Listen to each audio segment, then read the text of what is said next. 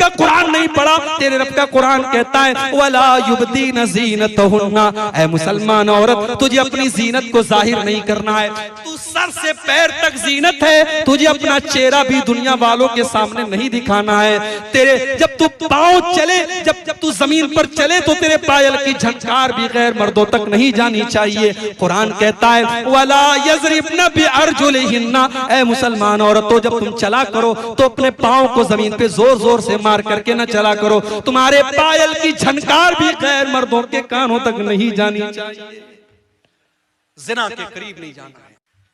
घर में joint family system है, देवर भी उसी घर में रहता है, भाभी भी उसी घर में रहती है। भाभी किचन में काम कर रही है, देवर जाके हंसी मजाक कर रहा है, भाभी को टच कर रहा है, भाभी को छू रहा है, भाभी से वल्गर बातें कर रहा है, भाभी को भी कोई फर्क नहीं पड़ रहा है। भाभी देवर के सामने जैसे तैसे बैठी हुई है, जैसे तैसे अपने कपड़े को संभाल भी नहीं रही है। क्या ये ज़िना की दावत देना नहीं है? मेरे भाइयों, अल्लाह के नबी फरमाते हैं इय्याकुम वद्दुखूल अलन निसा, जो औरतें तुम्हारे लिए गैर महरम है, गैर महरम औरतों से अकेले में न मिला करो, तन्हाई में न मिला करो। देवर अपनी भाभी से अकेले में न मिले, जीजा अपनी साली से अकेले में न मिले, तन्हाई में न मिले। क्यों? साहबा ने पूछा अल्लाह के नबी क्या देवर अपनी भाभी से भी नहीं मिल सकता? क्या जीजा अपनी साली से भी नहीं मिल सकता? आपने फरमाया अलहम व अलमौत, देवर अपनी भाभी के लिए मौत के समान है, जीजा अपनी साली के लिए मौत के समान है। आज कितने रिश्तों में आज जीजा साली के दरमियान अवैध संबंध चल रहे हैं, कितने घरों में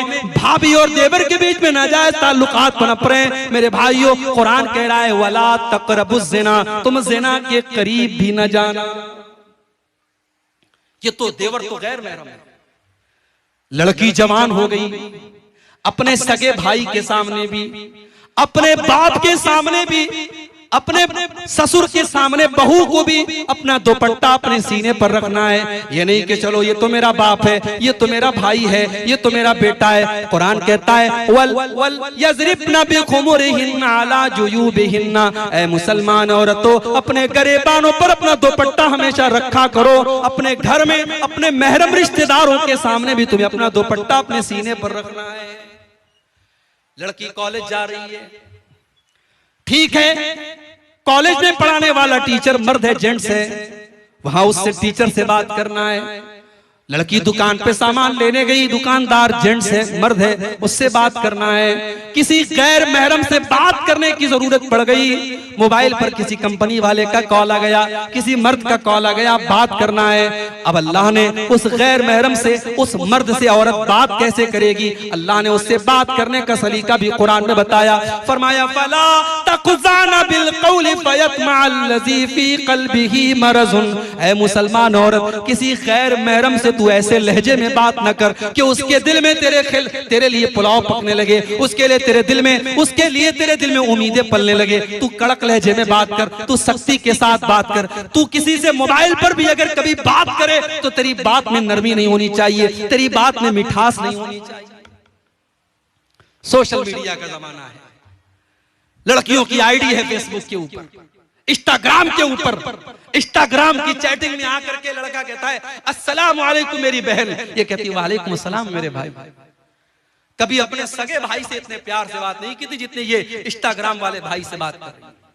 तो 4 दिन तक वो भाई रहता है, फिर वो कहता है तुम्हारी आवाज सुनने का मन कर रहा है। ये इधर से वॉइस आवाज भेजती, अपनी आवाज में कुछ बोल करके भेजती है। माशाअल्लाह तुम्हारी आवाज तो बहुत खूबसूरत है, हालांकि निहायत बेकार आवाज है, मगर यहाँ तो पुलाव पक रही है। इश्क और मोहब्बत की लड़की की तारीफ करता है, लड़की खुशी के मारे फूले नहीं समा रही है, फिर फोटो भी भेज रही है, फिर वीडियो भी भेज रही है, फिर मुलाकात का अपॉइंटमेंट भी मिल जाता है, लड़का लड़की मुलाकात भी करते हैं। और व्हाट्सएप और फेसबुक और इंस्टाग्राम की एक चैटिंग होटल के किसी कमरे में जाकर के बंद होती है। मेरे भाइयों, ये सोशल मीडिया का इस्तेमाल, मैं ये तो नहीं कहता कि लड़कियों के लिए हराम है, मगर मेरी बहनों अगर आपने जरा से भी अगर किसी को अपनी उंगली पकड़ाई तो कलाई पकड़ने में देर नहीं लगेगी। ये मर्द औरत का रिश्ता चिंगारी की तरह है, इसलिए अल्लाह ने कहा वला तक़रबुज़ ज़िना, ज़िना के करीब भी न जाना। अगर जाओगे तो जल करके भस्म हो जाओगे। इतना बड़ा गुनाह है ज़िना। अगर कुंवारा हमारा जिना करे तो इस्लाम कहता है 100 कोड़े मारे जाएंगे। लड़की को भी 100 कोड़े मारे जाएं, लड़के को भी 100 कोड़े मारे जाएं। भारत का कानून कहता है अगर आपस की सहमति से जिना हुआ है तो उसमें कोई आपत्ति नहीं है, कोई गुनाह नहीं है। इस्लाम ये कहता है अगर जिना हुआ है, अवैध संबंध कायम हुआ है, निकाह के बगैर अगर रिश्ता कायम हुआ है, लड़के को भी 100 कोड़े मारे जाएं, लड़की को भी 100 कोड़े मारे जाएं। कुरान कहता है जब जिना की ये सजा दी जाए तो पब्लिक के सामने दी जाए, अलल ऐलान दी जाए, किसी बंद कमरे में न दी जाए। इतना बड़ा गुनाह है। और अगर जिना करने वाला शादीशुदा है, मैरिड है, विवाहित है, या वो औरत शादीशुदा है, किसी की बीवी है और उसने जिना किया है, तो इतना बड़ा गुनाह है कि अल्लाह के नबी कहते हैं पत्थरों से मार मार के रज्म कर दिया जाए, उस मर्द को खत्म कर दिया जाए, उस औरत को खत्म कर दिया जाए। उन्हें जीने का अधिकार नहीं है क्योंकि उन्होंने इतना बड़ा गुनाह किया है।